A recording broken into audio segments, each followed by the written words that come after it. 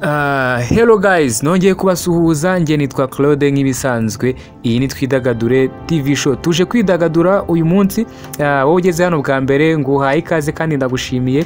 Ibuka gukanda subscribe, like, share na comment. Wibuke no gukora ku nzogera ujye ubona notification y'ikiganiro cyagiye kuri iyi channel gishyashya. Nguhaye ikaze rero kandi ndagushimiye, nawe tubana umunsi ku munsi ndagushimiye kandi ikaze urarihorana.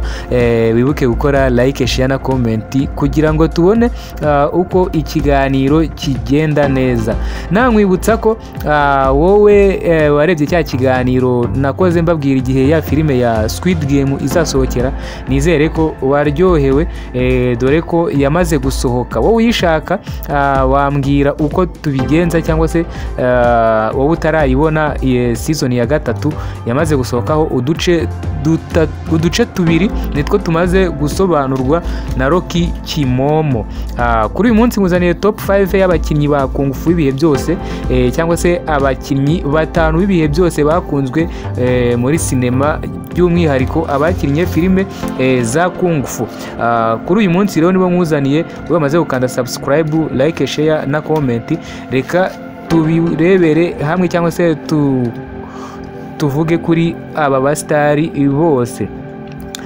Bavuga ko Kung Fu ari umukino ukomeye cyane, kandi atari n'umukino wonyine, ahubwo ari ubuzima mu rugendo rwa sinema rero rw'imyitozo ngororamubiri ya gakondo ya Aziya.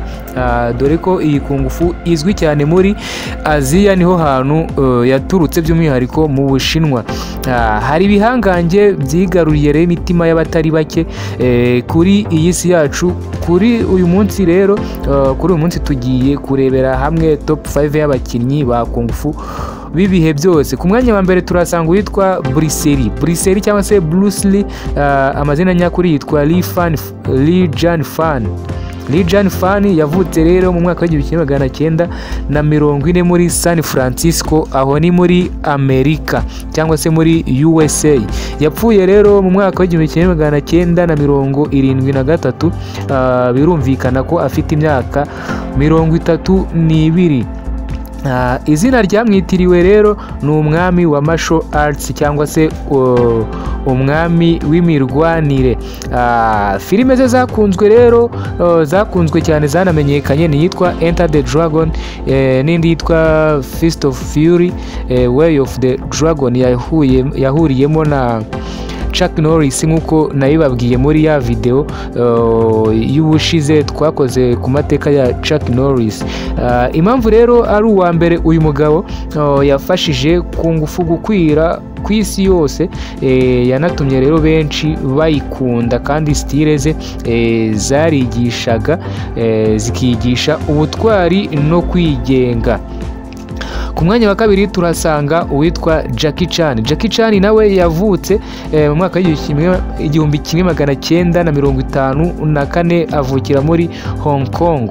Izina rero rye nyakuri yitwa Chan Kong Sang rero azwiho gutera urwenya mu mafilime ye ya Kung Fu n'imirwanire ye isekeje cyane, ariko imirwanire isaba imbaraga. Filime ze ziwe zakunzwe rero uyu mugabo ni yitwa Drunken Master, yitwa Rambo in the Bronx, yitwa Police Story, n'indi yitwa Rush Hour. Izi ni filime za Jackie Chan zamenyekanye cyane. Impamvu rero uyu mugabo bamwita ko ari umuntu ukomeye ibihe byose, filime zakina nta montage akoresha, dore ko yuzuranye ibikomere ku mubiri we ndetse n'ibiguma bidashira. Buri filime yakinnye aba yiteguye guhuriramo n'ibibazo by'uburwayi, cyangwa se ibiguma n'imvune zitoroshye. Bikomeye cyane yavanaga mu mafilime yakinaga agiye atandukanye, dore ko ibyo akina kenshi atari montage, ahubwo abikina uko biri. Niyo mpamvu rero akomereka ukurikije ukuntu ubona akina ziriya filime ziwe. Ni umuhanga rero mu gutera urwenya muri filime za action. Ibi nabyo ni ibintu bimugira umuntu ukomeye, kandi umusitari w'ibihe byose muri Kung Fu. Akaba aje ku mwanya wa kabiri. Ku mwanya wa gatatu turasanga uwitwa Jelly cyangwa se J3. J3 rero nawe yavutse mu mwaka w'1963 avukira mu Bushinwa. Izina rye nyakuri yitwa Li Lianji. Uyu mugabo rero yatangiye gukina filime afite imyaka 8. Nawe wibaze uyu mugabo watangiye gukina kung fu afite imyaka 8 yonyine y'amavuko. Urumva ko ni umunyabigwi, ni umusitare, urumva ko yanaba umusitare akiri muto cyane. Uyu mugabo rero nawe filime ze zakunzwe ni yitwa Once Upon a Time in China, sinzi niba barayibonye, iyitwa Fearless, n'indi yitwa Hero, n'indi yitwa Romeo Must Die. Izi ni filime rero uyu mugabo yagaragayemo Jet Li, dore ko yakinnye filime nyinshi zigiye zitandukanye. Impamvu rero afatwa nk'umuntu ukomeye cyangwa se nk'umusitari w'ibihe byose, kung fu ye irimo ubusabane, imbaraga n'ubunyamwuga ndetse bukomeye. Yagize rero uruhare mu gukwirakwiza kung fu ya wushu ku rwego mpuzamahanga, nawe niyo mpamvu tumugaruye kuri uru rutonde rw'abakinnyi 5 ba kung fu bakunzwe. Urumva ko yatumye kung fu ye yifashishije imirwanire ya wushu. Yagaragaje wushu nk'imirwanire irenze cyane. Iyi mirwanire ikaba yarahimbwe n'uyu mugabo J3 cyangwa se Li Lianji, dore ko ariyo mazina ye nyakuri. Ku mwanya wa 4 turasanga witwa Donnie Chitan. Donnie ni umugabo wavutse mu mwaka w'1963. Urumva ko angana n'uyu mugabo tuvuyeho J3. Akaba yaravukiye rero muri Guangzhou, mwibutse ko naho ari mu gihugu cy'Ubushinwa. Aba bagabo biganjemo Abashinwa. Ku mwanya wa 4 nawe ni Umushinwa kabisa. Azwiho rero cyane nka kuri kung fu ishingiye ku buhanga buhanitse mu mikino myinshi cyane nka MMA, n'iyitwa Taekwondo, Wing Chun. Izi nizo tekinike z'uyu mugabo azwiho cyane, dore ko yazigaragaje mu mafilime ye yagiye amenyekana. Filime ze rero zakunzwe nka Ip Man series, dore ko impamvu yitwa series igizwe n'uduce n'ibice byinshi bigeze muri 5. Yitwa Flashpoint, iyi nayo ni filime yamumenyekanishije uyu mugabo Donnie.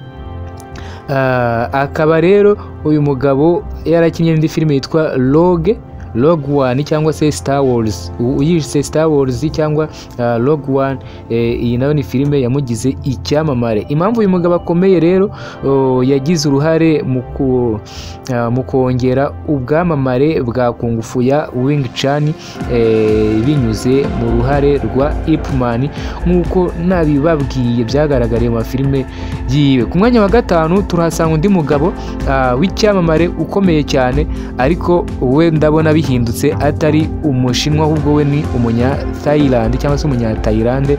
Akaba yaravutse mu mwaka w'1976, avukira rero muri Thailand. Amazina ye yitwa Tonja. Niryo zina tumuziho, cyangwa se Ongo Baka, nk'uko filime yakinnye yitwa Ongo Baka nayo ariyo yakomoyeho iryo zina. Nk'ubu mvuze Ongo Baka uhita umenya uwo ari we. Amazina ye nyakuri rero yitwa Tachakoni Yelamu, akaba ari we Ongo Baka. Filime ziwe rero zakunzwe cyane nk'uko nabikubwiye, ni yitwa Ongo Baka series, dore ko ifite ibice bigeze muri 5. Hakaza indi yitwa The Protector, n'iyitwa Furious 7 cyangwa se Fast and Furious igice cya 7.